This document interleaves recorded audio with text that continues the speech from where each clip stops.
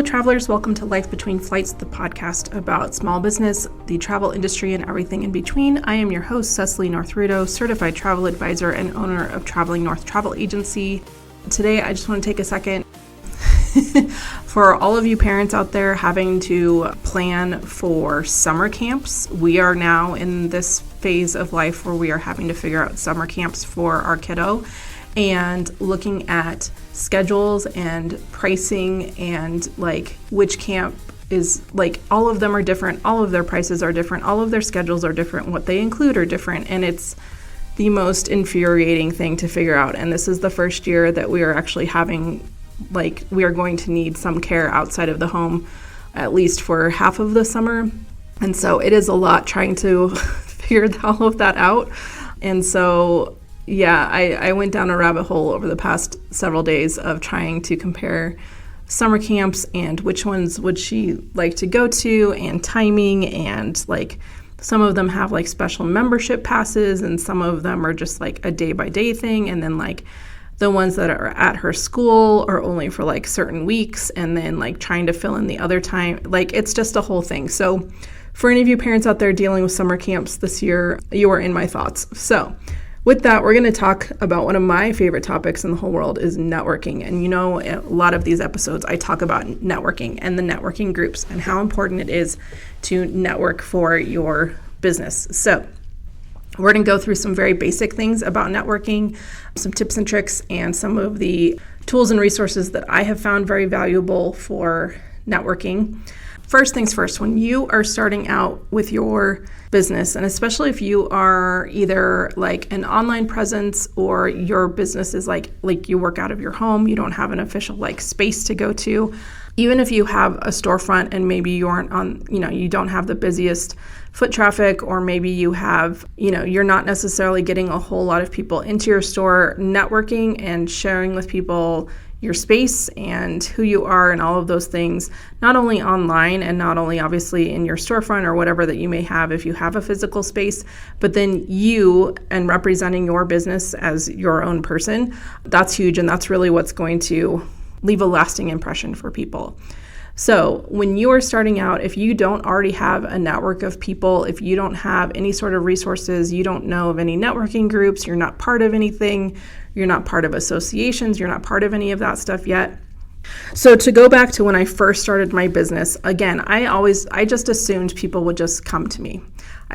Without any real online presence or like any sort of marketing, really. I just assumed I would tell friends, I would tell family, and they would be like, this is amazing. Of course I'm going to work with you. And then I would make millions of dollars. And that was definitely not the case. So in changing all of that outlook in 2022, when I really wanted to start building my business as a business, I actually reached out to the realtor that had sold me my house because he was very well connected in the community. And I was like, hey, I'm thinking of branching out and sort of advertising my business more. Where do you go? How do you do it? And he was like, well, I'm a member of multiple chambers within the area. And then the finance guy that he works with, the mortgage guy that he works with, he was like, why don't you talk to him too? Because he's part of a different chamber and get his feel about it and like compare the two. So I ultimately did end up joining a chamber, but because of my full-time job, I couldn't go to any of the chamber events. I couldn't go to a lunch event. I couldn't go to a breakfast event. I couldn't go to an evening event because my work schedule and having a 1-year-old at the time was just impossible to get to any of that, any of those things. So it was really just a wasted expense for me for a year because I didn't get to take advantage of any of the things that the chamber offered. And so in 2023, when I had moved and I was in, my hometown again and all of that stuff, I was like, I'm going to join the chamber here and I'm going to take full advantage of everything that they offer because my new job was more flexible. They did like these business networking events. So it was like way before I had to be at work. They also would do evening things. And so there was just a lot more flexibility in my schedule, which allowed me to go to these other networking events. And then on top of it, from there, it's grown into joining some networking groups. It's going to some other networking events that are like a monthly networking thing where it's not necessarily an official networking group. There isn't a membership. It's kind of more I don't know, loosey-goosey is such a weird term, but like much more informal way of networking. So I go to a couple of those a month when I can, and really just trying to take advantage of those opportunities when my schedule allows for it. So when I did really start building my network, I joined the chamber, and I'm sure I've told this story before, but the chamber, they used to host like breakfast networking meetings, which were really great because they were early in the morning. I could go to those and then go straight to the office.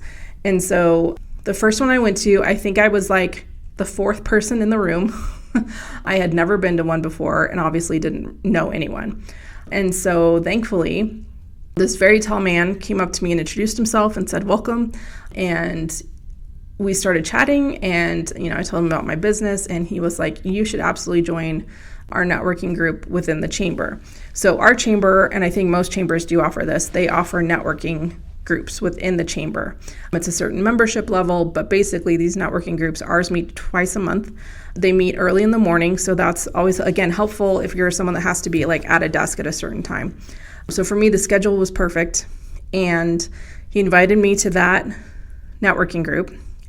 And, he introduced me to several other people that were already in the networking group that day. I actually did run into one person that I knew from the library, but I did meet several people that morning and got to know a little bit more about the chamber and those kinds of things. And then I believe the next week was the first meeting I went to of this networking group. And so the chamber networking group, now looking back on, I've been a member now for almost 3 years, coming up on 3 years. And that networking group has really changed how I network. It's changed my confidence in my business. It certainly has changed my business in many ways. And the amount of referrals I've gotten from that group, it's really, really made an impact on my business. And then from there, aside from being part of the chamber, going to other, their networking events, their classes, they do a Chamber 101 class every month where if you're not a member or you want to be a member, or if you're new to the chamber and you know nothing, it's kind of like their intro to the chamber kind of class. I've gone a few times because they also usually pair it with a training of some kind that's all completely free. It's included in your membership. And so I've been able to network even more that way. And like I said, when I interview Sean, who's my website guru, we met through the chamber, and we met at one of these like training classes. Like we had met in person to talk about my website, but then we actually ran into each other into another training. So it was just like another way to build that relationship a little bit more. And so there's just so many different avenues through the chamber. But then there's a women's only networking group here in my town that is just kind of an open, free-for-all. Women get together once a month. It rotates around different places. And so I had gone to that once or twice, and I found it to be a little cliquish. I didn't really I every time I would go, I would run into people. Like I would run into one person that I had actually met through the chamber, who's always delightful. But then I wouldn't really get to nobody was really willing to talk to me. And so it was just kind of not a great atmosphere for me to be in. But I ended up going to one more meeting or one more get together, and I ended up meeting a woman there who I just adore. And we really bonded over just the fact that we weren't really feeling the vibe of this group. And so she ended up joining another networking group, a women's only networking group. You all have heard me talk about it. A lot of my interviews are for people from my from that networking group. And that group is called She Leads, run by Beth Bowen, and it is a women-only, industry-specific networking group. So there are chapters all over Colorado, there's chapters in North Carolina, and then there's a virtual chapter. And that one, I really, really love She Leads because it is, yes, there's it is industry-specific per chapter, which is fine. There's definitely a need for that. But then there's a lot of opportunities to meet other people from other chapters. Each chapter, there's always a member in spotlight, so members of the group will get up and talk about their business. But then there's also a 20-minute training, and it can be from people in the group. It can also be from people in other chapters. And I really liked all of that. The first training I saw was with Chris Jordan, and she's just, again, a multi-interested, amazing woman who does so much, and she knows so much. And so that was just, hearing her presentation and seeing these group of women, I was like, wow, yeah, I want to be a part of this. And that group, because of it's kind of just run a little differently than other networking groups. And so that one is one that I will always sing the praises of, because it's such a good group of women. They do a lot of good things for the community. And then they also have kind of these like benefits to all of the members because of these trainings and having guest speakers come in and talk about all kinds of things. And then the other group I'm a part of is called Preferred Networking. And that's the group that has really changed my business. It was founded by Colleen Valadez, and she is a big ideas person. And I was introduced to her by a friend and a client. And immediately she just kind of took off with my information and my business and has introduced me to a lot of people. And she has chapters in California, in Colorado, and Idaho. They all meet. There's just different times of day, different like kind of groups here in Colorado. Like my group is a women's only group, but then there's also a service industry group, and then there's another group. And so that one just has a lot of different variety. And again, it's very heavy on events and supporting events and creating these kind of collaborations between chapters and just a whole lot of different variety of things that you can participate in. And also like community service and stuff like that, fundraising to raise money for various foundations, nonprofits, things like that. And that group has also just been amazing for me. And that's how I met my business coach and how like the whole idea for the podcast started, like all of that stuff.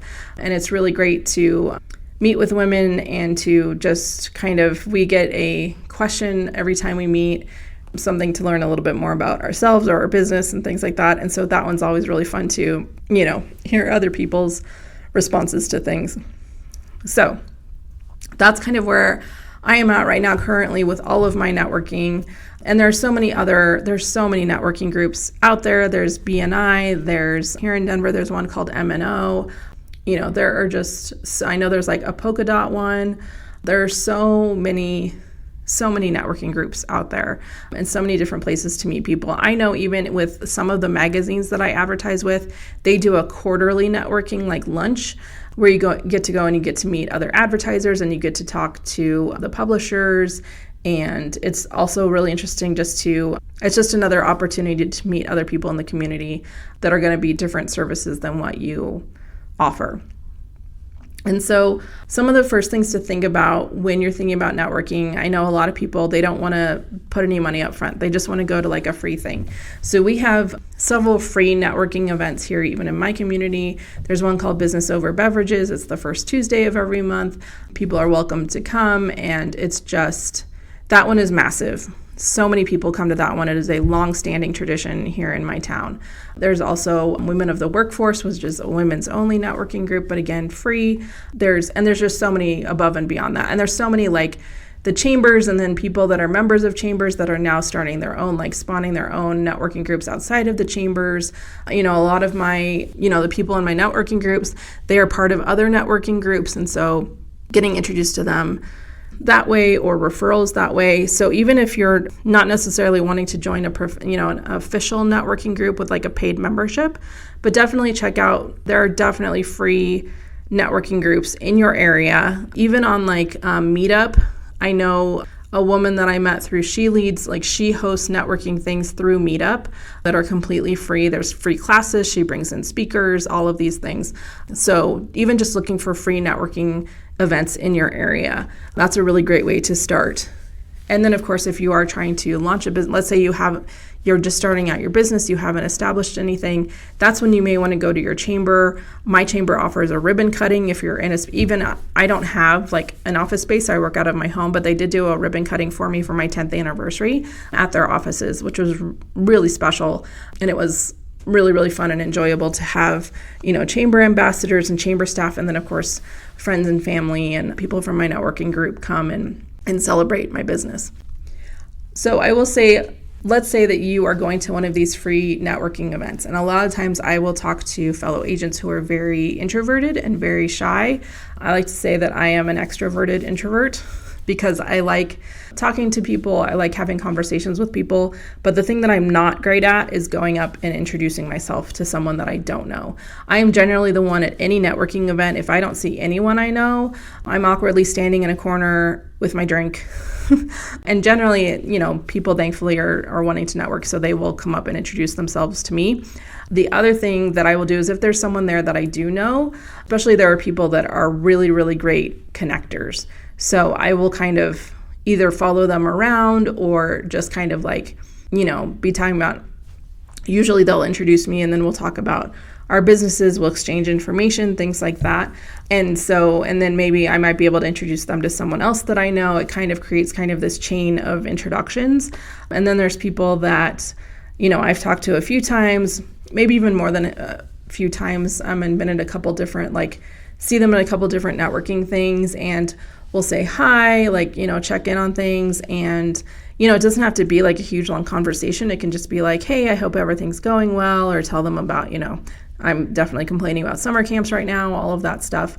And then some of the things to consider also is being prepared before you go to a networking event. So not only do you have your business cards or your digital business card. I use Blink as my digital business card, which has come in handy for people, especially when I meet other people that are like, oh, I only have a digital card, then we can just trade digital cards. It's also what I use in my presentations. I have a QR code for my digital card, and then that will also capture email and contact information for me when I know that people are using the QR code to get to my digital card. It's also really handy when I have clients text me and they say, hey, I want to refer you to someone. What's the best way to contact you?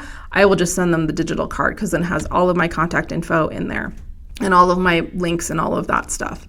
It's a really, really handy tool because you can put in, if you've got an online storefront or if you've got, schedule a meeting with me, you can put in all of those links in there in addition to your social media. I have my links for Viator and Project Expedition in there and Babyquip, just because if people need that information and they don't necessarily need me to book it for them, it's a really great resource to have, and I can share it with people instantaneously.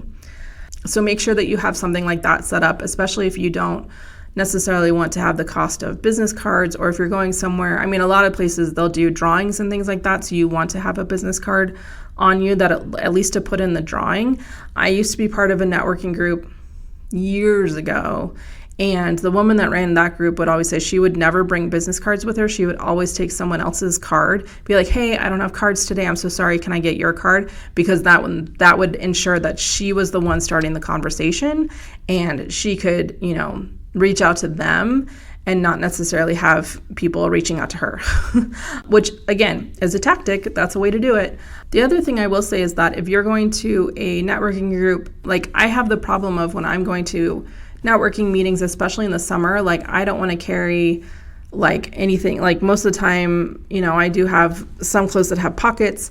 That's the other reason why I like having the digital card, is just if I'm running late or something and I don't want to, I didn't think to grab cards or grab my business card holder, having the digital card is super helpful. Another thing to think about is preparing an elevator speech. We are going to do a whole episode on creating your elevator speech, but when you're networking, you don't necessarily want to give your professional 30-second elevator pitch. That isn't what networking really is for, but you do want to have something simple and easy to remember for people to remember you later on, especially if they take your card. So for me, I actually have not worked on a small pitch, because usually when I'm in networking groups, I'm hanging out with people that I already know. And generally, they will introduce me and be like, she's an amazing travel agent. You should work with her. Or, hey, this is my travel agent. She booked an amazing trip for me to Europe. If you ever need travel, anything travel related, she's great for you. And then we can have a conversation about that.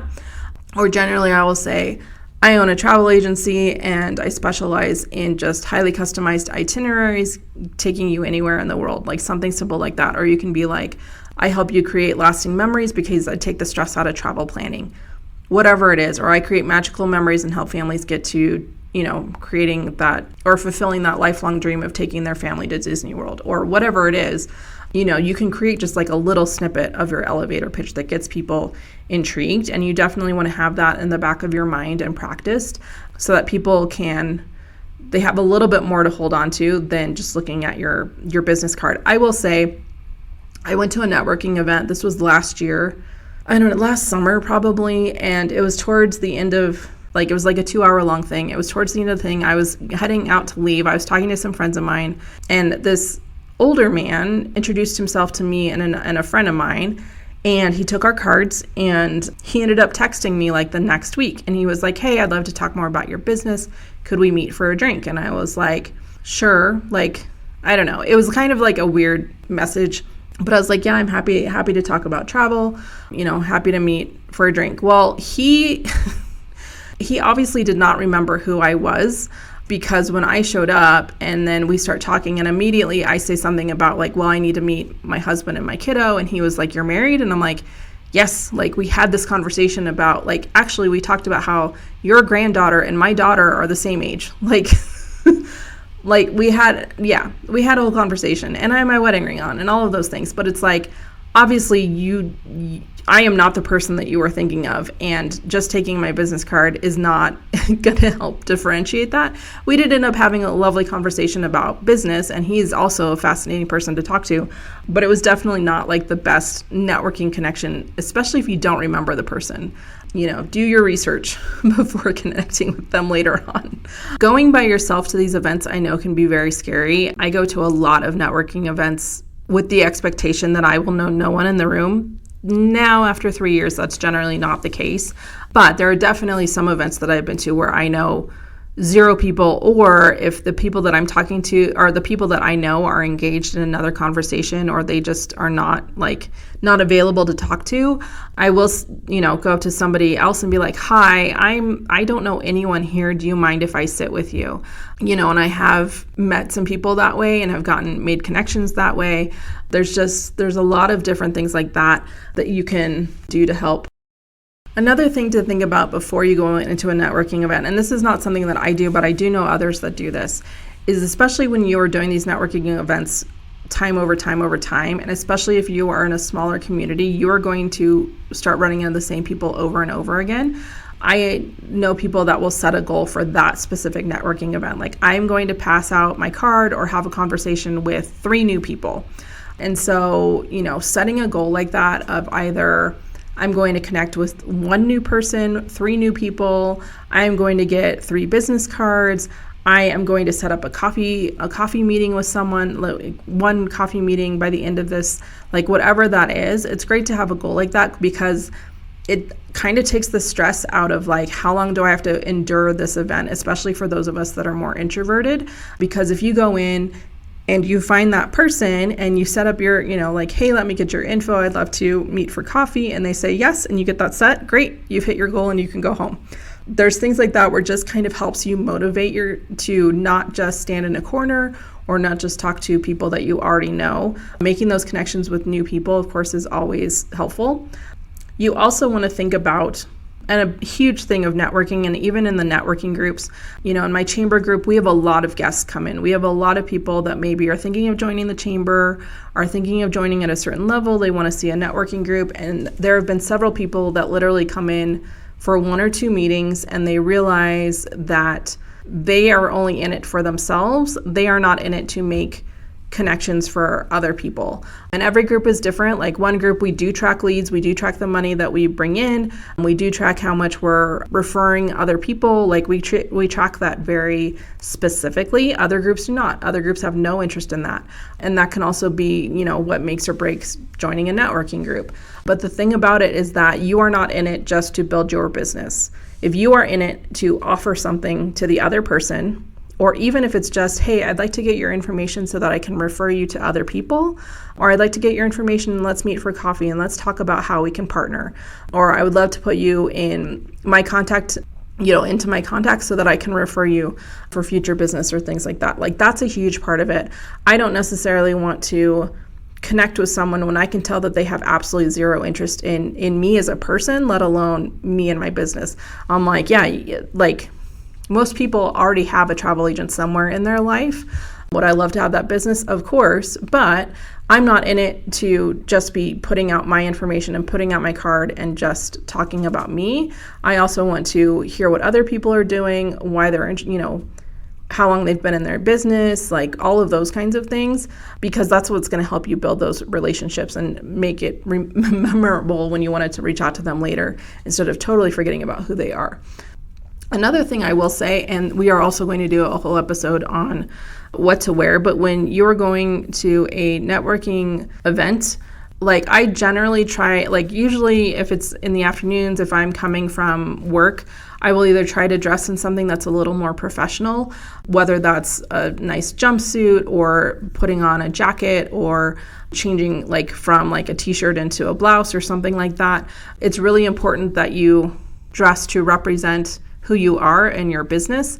As I talked about in other episodes, like I know an agent who wears a flower in her hair to make people think of vacation and Hawaii and Caribbean and the ocean when they look at her. For me, I do have a name tag that I had made, so I will wear that to networking events because I hate the sticker name tags. It's just, I'm like, nope, I'm just going to get my own name tag and I can wear it everywhere. That's also a really good tip, is that if you don't already have a name tag, get a name tag made and bring that with you to all of the networking events. It makes it so much easier for people to see your name, connect you with your logo, connect you with your branding, all of that stuff. And then you're not having to stand in line and get your name on a sticky label, like that kind of thing.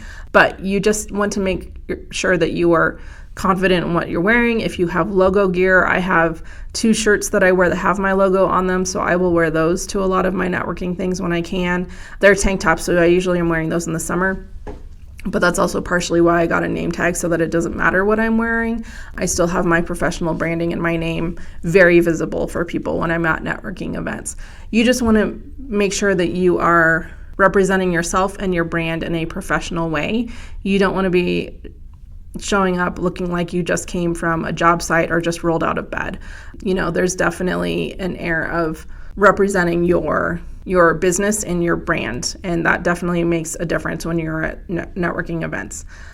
And then, of course, you want to make sure that you're actually having a conversation with someone. I know there's a lot of people, you'll go to networking events and they're just talking at you for a while, and you know, there's some value in that too, where it's like they're still getting your information and they're gonna be like, wow, they were such a great listener. And just being sure to say, hey, thanks, you know, it's so great to meet you. I'd love to connect over coffee. I will text you or email you and we can set up a time to do that.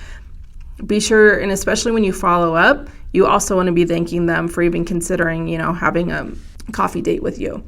And then, of course, you want to ask, like, you can ask them questions about their business. You can ask them questions about, you know, what is their role within their business? Do they own their own business? How long have they been in business? Like, you know, what their educational path was, any of that kind of stuff. You know, I talk, of course, with travel, it's like I'm always like, oh, or, you know, what was the last vacation that you went on? Or people generally be like, oh, I'm about to go to, and then they'll tell me about a trip. And it's funny, some people I've met, they're like, man, I wish I had met you before I planned this trip. That happens a lot too. And so, of course, you want to be sure you're engaged and listening. I know sometimes it's hard where we want to be checking our phones and we want to be checking email and if you get a text and all of that stuff. But if you are in the middle of conversation with someone, you should be actively listening to them and responding appropriately. Make sure that you're not like totally talking and not allowing them time to respond. Just make sure that you're having, you know, a professional adult conversation that goes back and forth like it normally should.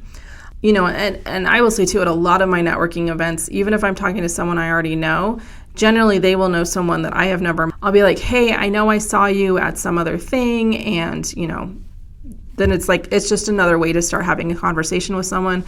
I was at an event last year and this woman walked in and I recognized her a little bit from around, like, she was still like coming in and whatever, and she came over and introduced herself to the group I was talking to. And, you know, shaking hands with everybody. And then I was like, we went to high school together.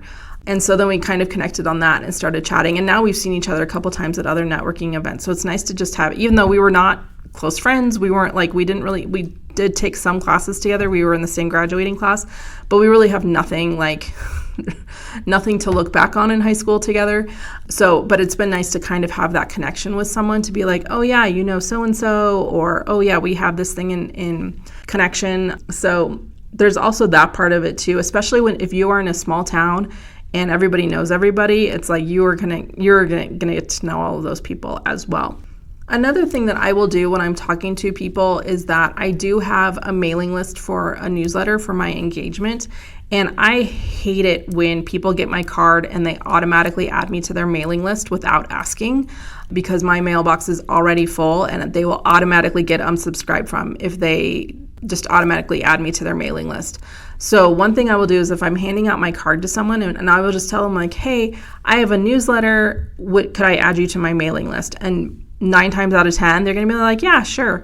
So I will do that as well as just part of that point of contact and making sure that, it's okay for me to email them kind of the normal like monthly things. And then of course, then they're automatically getting your stuff in their email and it reminds them.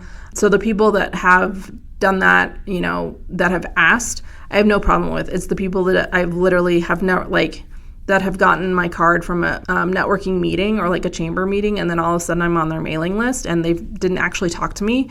I'm like, yeah, no, you're getting unsubscribed from. So think about that too. Like, if you have a newsletter, or let's say you have an offer on your website, or like, hey, right now I'm giving $20 off if you, sign up for this program, or hey, if you sign up for the newsletter, then I'll give you 10% off your next service, or whatever it is that you're offering. That's another good way to connect with people as well. And so I always just invite people to be on my mailing list. So then the other part of networking is after those networking opportunities. So let's say you've gone to a chamber meeting or you've gone to a networking event and now you have this stack of cards. What are you going to do with that stack of cards? So of course you want to be making notes either on the cards or on your phone or whatever. Like, what are the things you talked about with this person? What are they interested in? What is their business? How can you refer them? Whatever those conversations that you had with them, that's a great time to jot it down real quick, add that into whatever system you have. Maybe you have a CMS or something like that where you can track it as a lead, track it as a referral, whatever, just so that you note all of that information that you know about them that you learned about in your, quick little one-on-one during a networking event. The other thing which I love, I've only had a few people actually do this, and I need to be better about it as well, is sending a thank you to someone. We had a guest come to our chamber networking event, and it was for an open position. And so there were actually a couple people that had come in to be a guest visitor to the group. And she actually wrote a handwritten thank you note to all of us in the group to say, thank you so much for allowing me to come and visit. She, invited me to come meet her for coffee, all of those things. And she's just a wonderful, amazing person. And just having that more one-on-one time with her and having the invitation of having a one-on-one with her was just, above and beyond. A lot of people don't do that. And then I also went to another networking event workshop thing a couple months ago, and they did like speed networking, which is the most stressful thing in the world, especially the way that they did it, because it was like 10 people sitting at a table and we all had to shout at each other like around the table and introduce ourselves because there were 30 other tables doing the same thing. But I only had one person reach out. After meeting a good 40 to 50 people in one day, I had one person reach out to me and be like, hey, it was so great to meet you. I'd love to connect. And then we have chatted since then. But that's a thing to consider, and something that I've had a lot of friends in my network mention is like, even if let's say someone's referring you on Facebook, or you get a referral, or you meet someone at a networking event, someone has your information, be sure to follow up, be sure to contact them directly, because maybe they are already working with someone else in your industry, but maybe they haven't, and you just don't know that. And so doing a follow like that, just to be like, hey, love to work with you. Here's my information. I'm happy to chat whenever. Like, that's always good for people too, to know that you're available to them. Another thing to do, and this is one thing that I really, really like to do with these cards that I get, is find people on LinkedIn and find them on LinkedIn and try to connect with them. And I will try to send a message just saying, hey, it was so great to meet you at this event. I'd love to connect on LinkedIn, and maybe, we can meet up for coffee at some point. And I've had several people that I've met at these networking events, and that's like such an easy way to connect and stay informed of what the other person is doing, and also just learn more about them that way. There are so many other tips and tricks out there. I'm going to link in the show notes several books that are available to help people get some ideas for networking, how to make yourself not feel so alone in the whole thing, and how to expand your network, because truly networking, sometimes it can take a while. I met a new person that joined our chamber networking group a little while ago. We met for coffee one day, and we were talking about just, my experience with the group. And I was like, yeah, I've been part of it now for, at that time, I think it was just over 2 years. And I was like, yeah, it took a little while for people to get comfortable with me and, me being comfortable in the group. But now I can look around that room and say, several of the people in this room are now clients and are people that will continue to book with me and are continually referring me to other people because they know that I am providing a great quality service and I am someone that they can reach out to and have questions. They can text me, they can call me. I have people in my network reach out to me and text me about like, hey, I'm flying into this airport. Can you tell me how I get from this gate to this gate? Or where do I go to pick up an Uber at LAX or something like that? Which those are the things that I'm like, yeah, I know who you are. This isn't just some random person asking for free information. Like, I'm happy to provide that kind of information for the people in my network. And also another thing to note is that, having these interviews on this podcast is all because of the networking that I've done and also being brave enough to ask people, hey, I'm doing this. Would you mind coming on and talking about your business? Or let's talk about the travel industry, or let's talk about whatever it is that we end up talking about.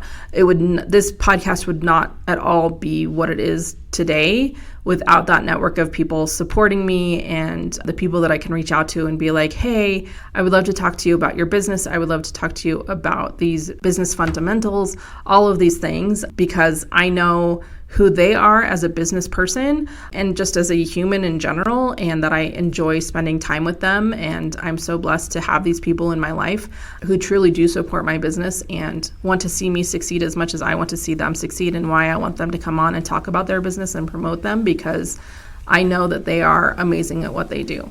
So with that, I hope that this has given you some tips and tricks and some helpful information on how to network, the things to consider before you network, the things that you can actively do to help continue to expand your network, meet with new people, how to follow up with people. And of course, there's so much more information out there, which will be linked in the show notes. And with that, I hope you have safe travels and may your luggage follow you wherever you go.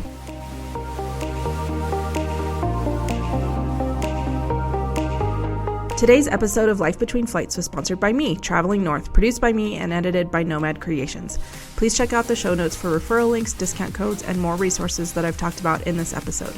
You can also follow along on our social media on Facebook and Instagram at Life Between Flights Pod. If you want help planning your next adventure, you can always check me out at travelingnorthagency.com. If you have any questions, ideas, or would like to sponsor this podcast, you can email us at lifebetweenflightspod@gmail.com.